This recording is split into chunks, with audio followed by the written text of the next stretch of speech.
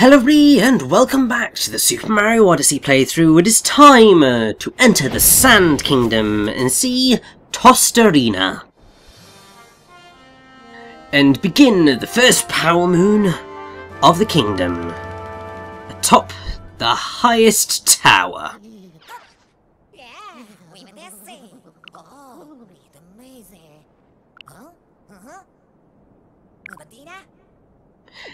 Yeah, Cappy, it probably is a power moon, you know? And already you can see that the purple coins for this kingdom have changed, and also, blummin' heck, there's 100 of the buggers here. Which is obviously, that's a lot. We had 50 in the Cascade Kingdom, 100 here, and it's because Tostarena is absolutely gigantic. It's hilarious that two of Nintendo's flagship titles, Mario and Zelda, have both had more open-world games on the Switch after years of getting more and more linear, and both of them have ended up being absolute major critical and commercial successes. It's like, good lord. Nintendo took forever to jump on to the open world bandwagon, and they actually did it, and did it right in both instances, I feel. Obviously, The Legend of Zelda Breath of the Wild has perhaps a slightly bigger issue with densely packing its world with things to do, but even then that world is majorly packed in comparison to so many other open world games. And obviously with Super Mario Odyssey, it's not majorly open world in the sense of you can't walk from each kingdom to the next. You have to go in your hat ship to do that. But you can go anywhere within this big open space, and it's gigantic, and pretty much all of the levels are gigantic in comparison to a lot of the Galaxy and Sunshine and Mario 64 levels. So there's a lot going on here, and it's kind of insane. Like, I remember just when I first started playing Odyssey, just having the biggest grin on my face, and that grin did not leave. I mean, look, there's a cute little doggy with a hat on, and it's just so cute! And this is what the thing that I was talking about. So in each of the kingdoms, you can purchase a power moon from the shop, the Crazy Cap shop. In every single kingdom, this is possible. For the time being, you can only purchase one power moon in each kingdom, but you can purchase moons in excess of that once you get to the end of the game and you've beaten it, and that opens up those other 119 moons. And also, this is the other thing that's really fun about Mario Odyssey, is that you can put Mario in all sorts of costumes. From the really quite cool to the really ridiculous. I mean, this Crazy Cap employee outfit is ridiculous and awful. So we're not really going to be staying in that for very long. We're going to shift into the sombrero and poncho look, so that we are more in keeping with the atmosphere of Tostarena. And also because, you know, this is going to allow us to get a power moon, and that's totally fine by me. And that moon was taunting me in the back of the Crazy Cap in shop, so I'm going to pick that up right now. Yeah!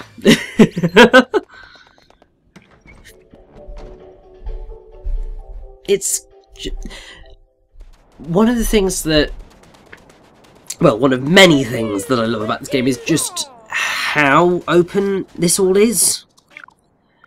Because you can get any of the moons in any order. The game, other than the ones that are locked behind story completion. You can get them any order, any time, and it's just brilliant. It just feels so freeing. And it's why when I ended up starting up Pokemon Ultra Sun, because I, at the present moment in time I'm playing that, at the start of that game just felt so slow. Because it really does just push you through its opening segment of the game, and it's just quite slow and doesn't give you many options. Especially considering how similar it is to Pokemon Sun and Moon, which I've obviously already played. So that was quite frustrating. It's gotten better now that I've gotten past that point. The second you get to Akala Island, the game really does open up a bit more and feels more enjoyable, but that first island was actually really painful this time around. And I think that was in part because I'd had such an awesome time with the freedom available in Mario Odyssey. It was a bit like, but I want to be able to do more stuff. Why won't you let me do more stuff? And it was kind of heartbreaking, really.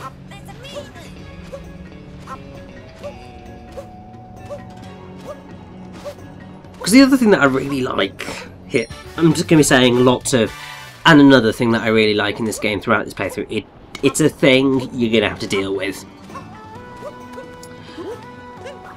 Basically, you can end up accidentally screwing up in trying to get one Power Moon, and it might lead you to finding out where another one is hidden. And that's just awesome. Thankfully, I do know where most of the moons in this game are located. Sometimes I am going to be doing ridiculous things like that, but then I can just roll with it and get another moon that's close by and just make it seem like that was exactly what I intended to do. Oftentimes, it is definitely not what I intended to do. Because in my head, I want to be the guy who is doing everything perfectly and just generally being awesome with it. But obviously, I am definitely not that person. Definitely not. And so, it's one of those things where I'm just rolling with it. Annoyingly, oh there we go, I'm just rolling around at the speed of sound, you know. I've got places to go, I've just got to follow that rainbow.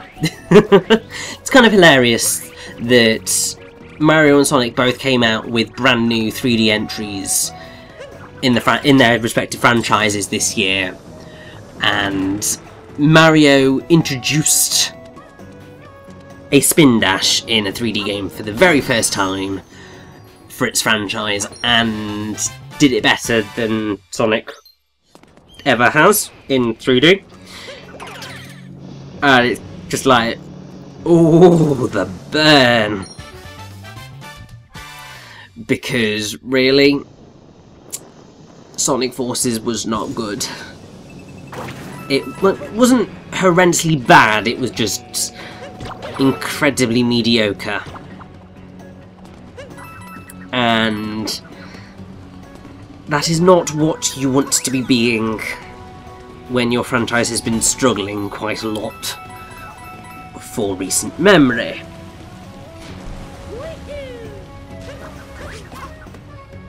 Now this is a moon that's a little bit of a dick, if you'll excuse the language. Because how the hell, other than that little slit of black that suggests that you can get under it, would you think, oh, there's a moon over there? And that's pretty much why you got to look at all the bits in the environment and think, that's out of place, or that's weird.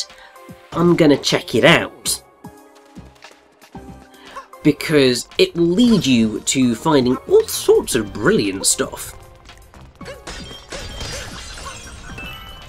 Although ice physics are not one of those brilliant stuff things, because, oh boy, I do not like ice physics. Thankfully, Cappy and throwing Cappy can give you a little bit of an easier time in fixing where you are with respect to that, but it can be a bit of a nightmare.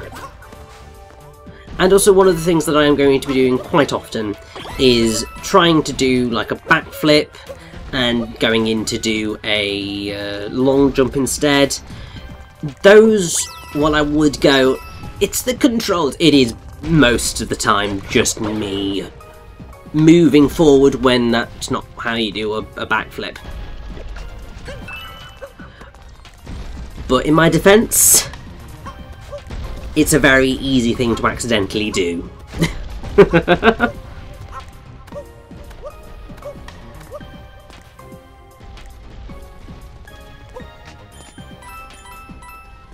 And I think, I'm not 100% sure, but I think that this might actually be one of the few secret areas where there actually is only one moon in this location.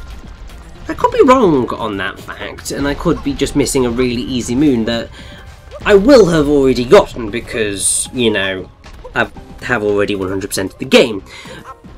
Not that I remember where everything is. But that's the only moon that I can find in here. My brain says you should totally try and get to the top of this platform, because there most likely is a way that you can do that, but yeah, I wasn't going to try it. I don't know whether you have to ground pound outside that.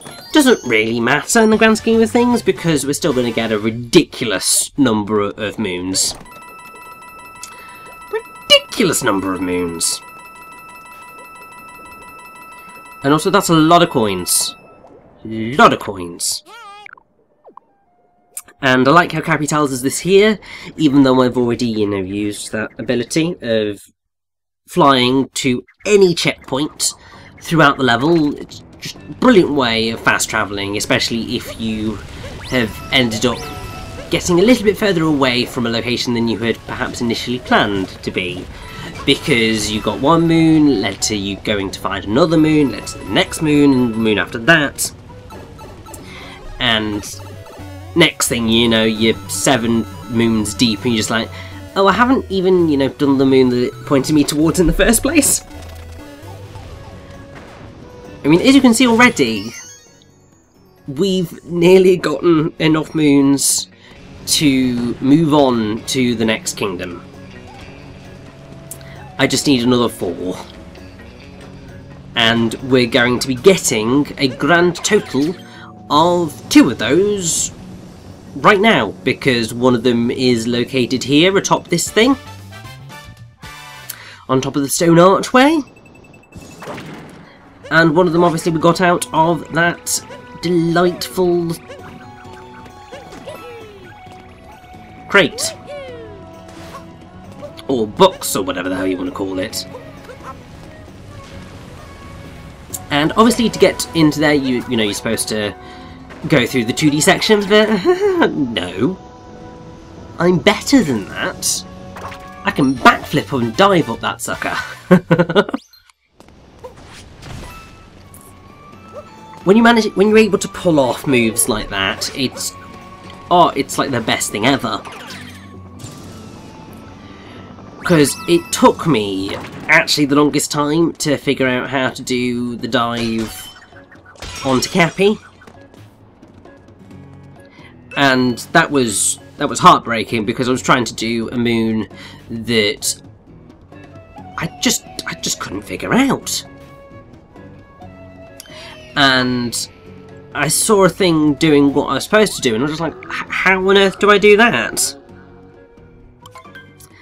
And then I figured it out, and then I was happy. And also the Sphinx is awesome, because the Sphinx asks you riddles, oftentimes relating to stuff in the level.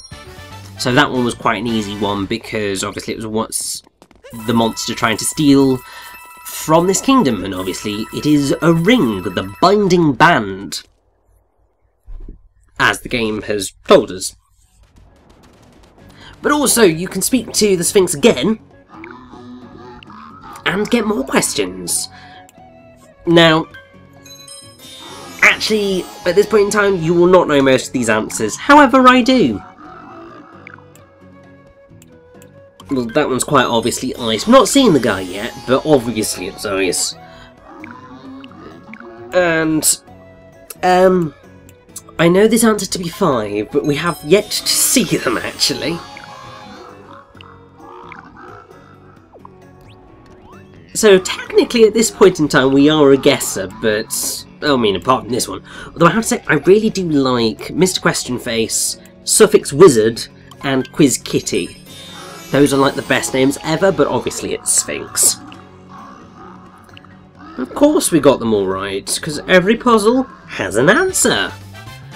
And critical thinking is the key to success, as is, you know, playing the game before. It really does help with these sorts of things. But yeah, if I wanted to, right now, I could very much just go to the next kingdom. Have a whale of a time. But I'm not going to do that because I actually want to, you know, finish off Tostarena. Because it's actually the first time, I think ever, that I've played a Mario desert level and had a delightful time throughout all of it. Because obviously there are so many desert levels in Mario games, and oftentimes they do just get really slow and really boring. But I'm just in love with Tostarena in the Sand Kingdom. It's easily my favourite desert level that I've ever played in a Mario game. I'm probably going to be saying stuff like that quite a lot. I apologise if my gushing comes out slightly too forced, perhaps, but it is just honest. I've just had such fun with this game, and this really is my favourite sand level in a Mario game, ever. But there we go, we made it to the top of the tower. Whew, I think that's a good stopping point for the time being, don't you?